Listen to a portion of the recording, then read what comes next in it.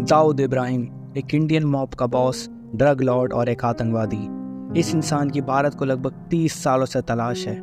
भारतीय मॉब का बॉस मतलब एक ऐसा समुदाय का नेता जो अक्सर इलीगल धंधों में मिला रहता है, जैसे कि एक्सटॉर्शन, स्मगलिंग और ड्रग ट्रैफिकिंग। एक ड्रग लॉर्ड भी वो होता है जो बड़े पैमाने पर ड्रग्स की स्मगलिंग, मैन्युफैक्चरिंग और डिस्ट्रीब्यूशन का कंट्रोल रखता है।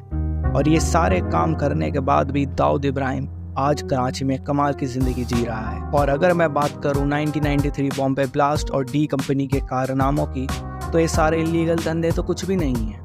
तो चलिए शुरू से शुरू करते हैं। दाऊद का जन्म 26 दिसंबर 1955 डोंगरी, मुंबई में हुआ था। इस बात का दुख है कि इस इंसान का जन्म भारत की जमीन पर हुआ है। दाऊद इब्राहिम महाराष्ट्र के एक कोंकणी मुस्लिम परिवार में पैदा हुआ था। उसके पिता इब्राहिम कसकर मुंबई पुलिस में हेड कांस्टेबल के रूप में काम करते थे और उसकी मां अमीना भी एक घरेलू औरत थी। दाऊद के 7 भाई और 4 बहनें भी थी, जिसमें से 3 बहनों की किसी कारणवश मृत्यु हो गई थी। और आज के समय में दाऊद के 3 भाई दुबई और कराची में मौज की जिंदगी जी रहे हैं। दाऊद ने अहमद सैलर हाई स्कूल में पढ़ाई की, जहां से उसने ड्रॉप आउट कर दिया था। और ड्रॉप आउट के बाद किसको पता था कि इब्राहिम कसकर का बेटा जुल्म की दुनिया का बेताज बादशाह बनने वाला था, जिसे भारत आज तक ढूंढ रहा है। दाऊद ने लगभग 14 से 16 साल की उम्र में आते ही चोरी, डकैती और लूटना शुरू कर दिया था। अंत में वो एक लोकल गैंगस्टर और डॉन बासु दादा के दल में शामिल हो गया। लेट 1970s में उसने बाद में गैंग से अलग होकर अपने बड़े भाई शब्बीर इब्राहिम कसकर के साथ अपनी खुद की गैंग बनाने का फैसला किया। बाद में शब्बीर को राइवल पठान गैंग के द्वारा मार दिया गया था और उसके बाद दाऊद उस दल का बॉस बन गया और वहां से डी कंपनी का जन्म हुआ। डी कंपनी एक बड़े पैमाने पर ऑर्गेनाइज्ड क्राइम सिंडिकेट है जो कि दाऊद इब्राहिम की लीडरशिप में चलता है। ये ग्रुप दाऊद इब्राहिम के नाम से ही जाना जाता है, जिसके लिए डी का सिंबल यूज हुआ है। डी कंपनी का जन्म मुंबई से ही हुआ था और इसका इन्फ्लुएंस भारत के बाहर तक पहुंच गया है। इस सिंडिकेट को ड्रग ट्रैफिकिंग, स्मगलिंग, एक्सटॉर्शन और अलग अलग इलीगल एक्टिविटीज़ में माहिर माना जाता है। मुंबई के बड़े बड़े बिजनेसमैन डी कंपनी से डरा करते थे, यहाँ तक कि किसी और गैंग से धमकी मिलती तो डी कंपनी इनसे पैसे लेकर इन्हें प्रोटेक्शन भी देती थी। इसका मतलब है कि दाऊद और उसकी गैंग मुंबई में अपनी दहशत फैला चुकी थी। इसके बाद साल आता है 1993, जब होता है बॉम्बे बॉम्ब ब्लास्ट। कहा जाता है कि दाऊद मार्च 1993 के बॉम्बे ब्लास्ट का मास्टरमाइंड था। 1993 के बॉम्बे बॉम्बिंग एक सीरीज थी जिसमें 12 आतंकवादी हमले हुए थे। इस एक दिन के हमले में 257 लोगों की मौत हुई और 1400 से ज़्यादा लोग घायल हुए। हमले दाऊद इब्राहिम और international organised crime syndicate D company के द्वारा किए गए थे। इस हमले में इब्राहिम के साथ याकूब मेमन और टाइगर मेमन का सबसे बड़ा हाथ रहा है। 12 मार्च को hotel, passport office, shopping mall और डबल डेकर बस, इन सब जगहों पर खून ही खून मौजूद था। हालांकि 2015 में याकूब को फांसी की सज़ा सुनाई गई थी, लेकिन टाइगर मेमन अभी भी पकड़ा नहीं गया है। 1993 के बाद साल 1997 में एक और बड़ा हादसा हुआ जिसने पूरे बॉलीवुड इंडस्ट्री को हिला कर रख दिया, और ये हादसा था टी सीरीज के मालिक गुलशन कुमार का मर्डर।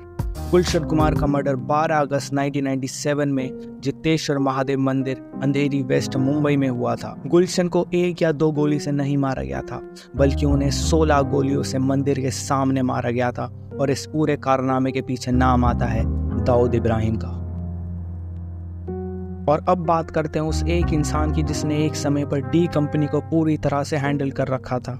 वो है छोटा राजन। छोटा राजन ने दाऊद इब्राहिम के साथ 1982 से काम करना शुरू किया था और इन दोनों ने लगभग 10 साल से भी ज़्यादा एक साथ काम किया। 1989 में छोटा राजन दाऊद का राइट हैंड भी बन गया था, लेकिन भारत पर दाऊद के हमले के बाद छोटा राजन का दाऊद के साथ विवाद हो गया। छोटा राजन को अपने देश पर हमले से नफरत थी, तो उसने दाऊद से अलग होने का फैसला किया और खुद को हिंदू डॉन के रूप में घोषित किया और अपनी खुद की एक गैंग बनाई। अब वो और उसकी गैंग डी कंपनी के अगेंस्ट थे और एक दूसरे को मारना चाहते थे। फिर साल आता है 2000 और महीना था सितंबर। दाऊद ने बैंकॉक में राजन को ढूंढ लिया। उसके साथ ही शरद, विनोद, ए मिश्रा और छोटा शकील, इन 4 लोगों की मदद से छोटा राजन को बैंकॉक में मारने का प्लान बनाया। छोटा शकील ने पिज़्ज़ा डिलीवरी बॉय बनकर राजन के साथी रोहित वर्मा और उसकी पत्नी पर गोली चलाई। हालांकि राजन को मारना नाकामयाब रहा क्योंकि राजन होटल की छत से कूदकर भाग गया था।